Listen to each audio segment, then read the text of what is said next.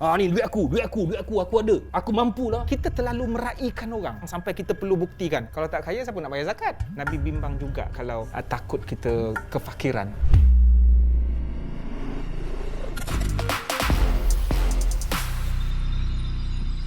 Assalamualaikum warahmatullahi taala wabarakatuh dan salam sejahtera bagi mereka yang bukan Islam yang menonton Sembang Viral. Okey, pantas padu padat pendek aja 10 minit penuh dengan info janji bermanfaat. Bersama dengan saya Cik Man. Ya, siap Datuk.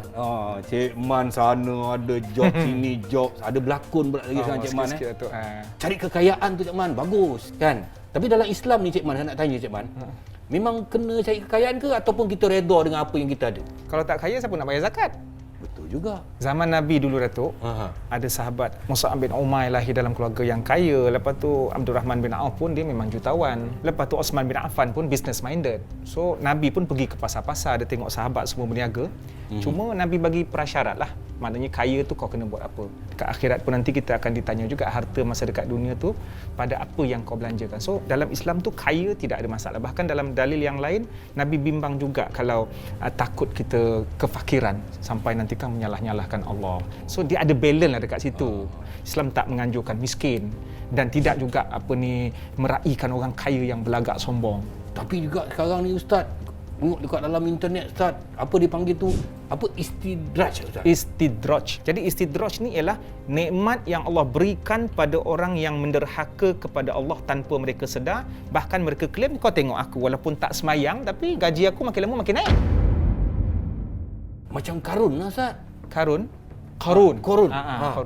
Kan dia kata dia kaya betul. Sebab dia kan. Dia kata betul dalam Quran sesungguhnya apa yang ada dalam hidup aku ni adalah berdasarkan diri aku sendiri. Aku yang cari sendiri. Lepas tu satu lagi Firaun. Firaun ni sampai dia mengaku Tuhan kan, dia diuji dengan pangkat. Qarun pula diuji dengan harta. So dua orang ni sebagai contoh. Kita tak adalah mengumpat dia orang, memang Allah dah gazetkan nama dia orang dalam Quran sebagai contoh untuk kita. Tapi tak salah kita minta kekayaan. Tak salah.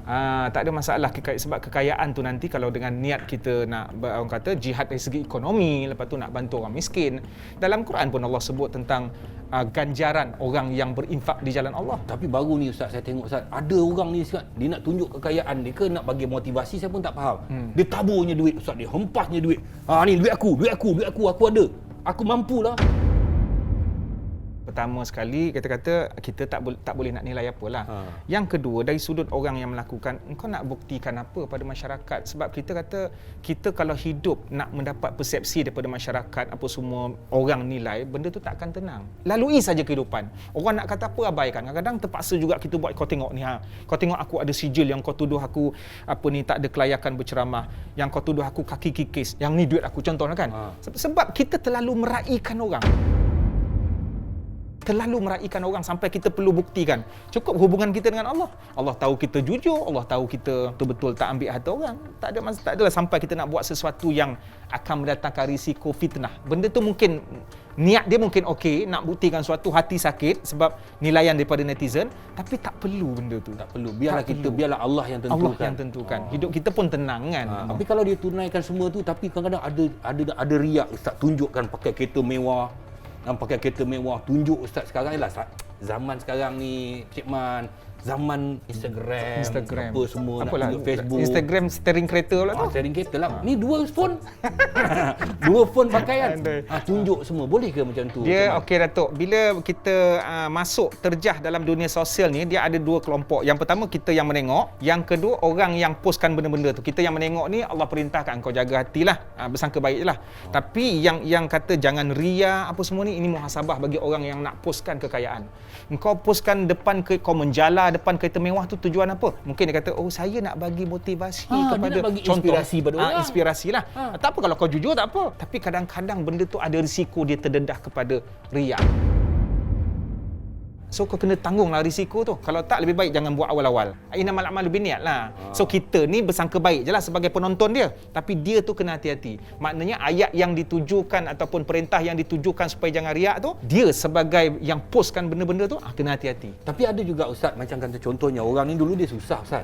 Lepas tu bila dia dah senang Ustaz kan, pakaian dia makin menjolok mata Ustaz. Macam ni dia nak tunjukkan dia pakai pakaian yang mewah dengan barang dia, dengan perniagaan dia, sampai pakaian dia menjolok mata, mengundang macam-macam komen daripada netizen. Itu yang kita bimbangkan. Kita tak adalah disuruh untuk mencari siapa yang kena istidraj kan. Tak ada, nanti kan orang salah faham asal orang kaya je istidraj, taklah. Tapi kita sendiri yang kena faham, bila engkau makin kaya ke kau miskin dalam situasi apa pun, kau mesti ikut perintah Allah lah. Contohnya dari segi berpakaian. Kalau nak berpakaian mewah tak ada masalah. Tapi dalam hal pemakaian ni ada satu benda yang Islam suruh, menutup aurat. Tak kira lah fashion apa, yang penting tutup aurat. Bukanlah maksudnya, wah dulu kau pakaian biasa-biasa, sekarang ni branded. Tak ada masalah. Maknanya ukur baju badan sendiri. Tak adalah kita kata kau ni zuhud lah sikit. Zuhud tu maksudnya bukan pakai baju koyak-koyak. Zuhud tu ukur baju badan sendiri. Tapi baju yang mewah tu tak menghalang kau untuk semayang. Tak takabur dengan orang. Draj ni dia boleh katakan, kita katakan dia macam murka daripada Allah ke Ustaz? Kemurkaan Allah, sebab Allah menghukum sanastadrijuhum, dan kami akan hukum. Hukum tu maknanya konsekuen daripada murka. Maknanya derhaka. Orang yang mengalami istidraj ini, dia penderhaka. Dan itu, ataupun perkataan lain, lupa daratan.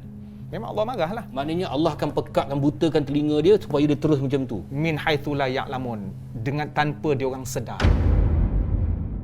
Dia orang tak sedar yang dia orang, tapi dalam pada yang dia orang kaya tu, sebab apa kita kata dia orang tak sedar? Sebab bila makin kaya tu dia orang kata, ini kau tengok, engkau semayang, puasa, bagi sedekah, tapi kau macam ni je. Kau tengok aku walaupun tak semayang, minum arak dan sebagainya, tengok aku kaya, Allah sayang aku. Itu lagi bahaya. Mana ujian kekayaan ataupun kemewahan ni sebenarnya satu benda yang lebih berat ujian berbanding miskin. Sebab tu ada satu ustaz tu cerita kat saya, dia kata, kalau engkau betul Nabi, wahai Muhammad, dia kata, kenapa engkau miskin? Nabi jawab, aku takut pada kekayaan kerana aku takut kepada Tuhan. Nabi ni Datuk, dia keturunan keluarga yang bagus-bagus. Sebenarnya Nabi ada harta, sahabat-sahabat lain pun, tapi dia orang ada harta, dia orang curahkan semua, infak. Abu Bakar, Omar dapat tanah, dia bagi ke apa. Dia itu ulama-ulama salafus soleh ramai yang kaya raya. Bahkan ada yang tak bayar zakat. Sebab apa tak bayar zakat? Sebab tak ada harta nak bayar. Sebab sebelum tibanya harta yang cukup kuota tu, dia orang dah bagi infak ke umat Islam dah. Tu maksudnya tak bayar zakat tu bukan dia orang soleh tak bayar zakat sebab derhaka, tapi tak ada harta. Nisab tu sentiasa tak cukup sebab selalu bagi. Jadi sebenarnya kekayaan ni memang disuruh oleh Islam, tetapi kita kena berhati-hati, kekayaan itu juga boleh memudaratkan kita. Kekayaan sesuatu yang boleh, hukumnya adalah harus untuk mencari keduniaan. Tapi dunia tu mesti bagi orang kata sumbangan untuk bawa ke akhirat. Ada duit, kau nak bina masjid ke ataupun kau nak bina pusat terlarang. Sepatutnya kekayaan yang Allah bagi kepada kita tu ada tanggungjawab pada kita. Betul? Supaya kita bertanggungjawab dengan mereka yang memerlukan. Ya, zakat, infak. Tengah makan, budak jual tisu kan. Kita rasa macam tak selesa. Tapi dari satu sudut, Allah nak uji kita sebenarnya. Aku nak tengok, Allah nak tengok macam mana, apa benda yang kau buat.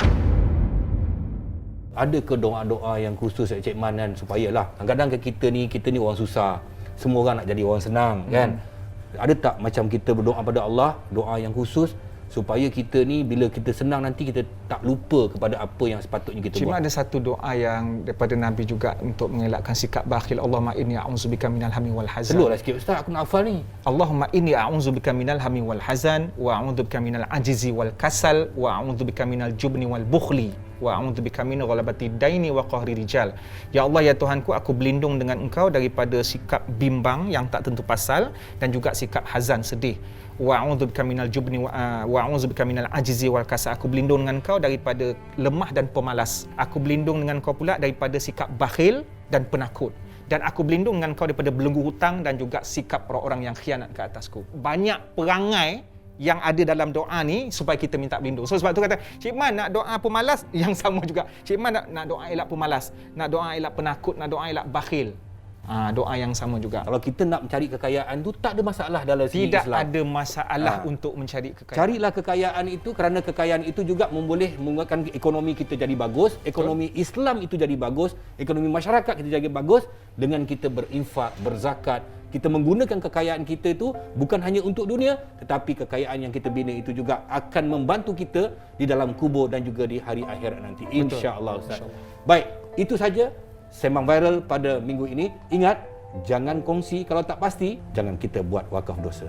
Kalau tak puas hati, kita PM tepi, janji happy. Assalamualaikum warahmatullahi wabarakatuh dan salam sejahtera bagi mereka yang bukan Islam. Terima kasih Cik Man. Sama-sama Datuk. Baik. Jumpa lagi.